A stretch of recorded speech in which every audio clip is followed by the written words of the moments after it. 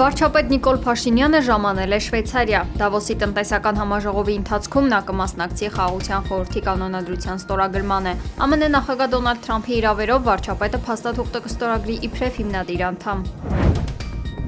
Պեկ նախկին նախագահ Վարդան Հարությունյանի տնային կալանքը վերացվել է 300 միլիոն դրամ գրավի դիմաց։ Դատարանը խափանման միջոց է ընտրել վարչական վերահսկողությունն ու երկրից բացակայելու արգելքը, գրել է Ժողովուրդ օրաթերթը։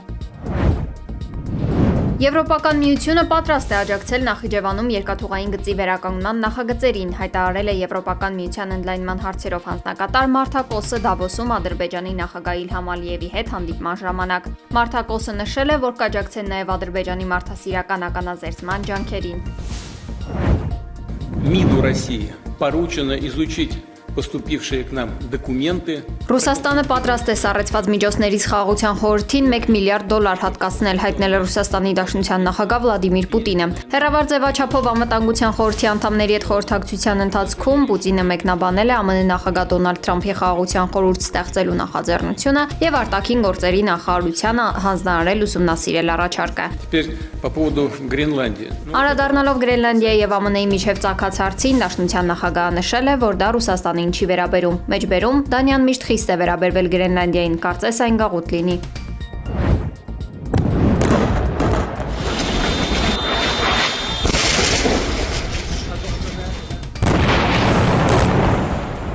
Սպուտնիկ Արաբիկի թղթակիցն ու այլ լրագրողներ Լիբանանում իսրայելական հարվածների թիրախ են դարձել։ Բեկորային թեթև վնասվածքներ են ստացել Ալ-Մայադին եւ Ալ-Մանար հեռուստաալիքների 5 լիբանանցի լրագրողներ։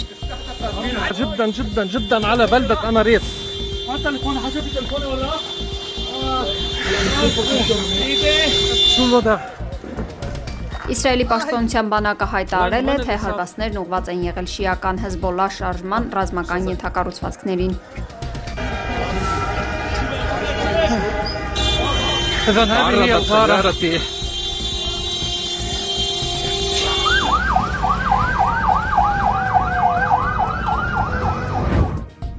Smart man said he's our daddy. ԱՄՆ նախագահ Դոնալդ Թրամփը Գրենլանդիայի յուրաքանչյուր բնակչին կարող է առաջարկել $1 միլիոն, ԱՄՆ-ին միանալու քվեարկության դեպքում, գրել է Daily Mail-ը։ Պարբերականը նշել է, որ կղզում բնակվում է 57,000 մարդ։ Կարելի է եզրակացնել, որ ԱՄՆ նախագահը Գրենլանդիայի ընդհանուր արժեքը գնահատել է $57 միլիարդ։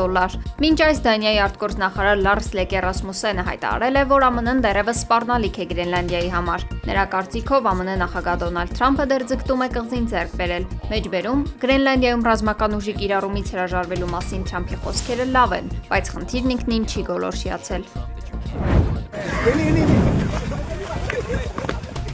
Հնդկաստանում ագրեսիվ փիղը մի քանի օր է չի հանդարտվում եւ արդեն սպանել է մոտ 22 մարդու։ Իշխանությունները Ջարխանդի մարզի բնակիչներին հորդորել են հեռու մնալ անտառներից։ Վերջին 5 տարում Հնդկաստանում շուրջ 2800 մարդ է զոհվել փղերի ագրեսիվ վարքի պատճառով։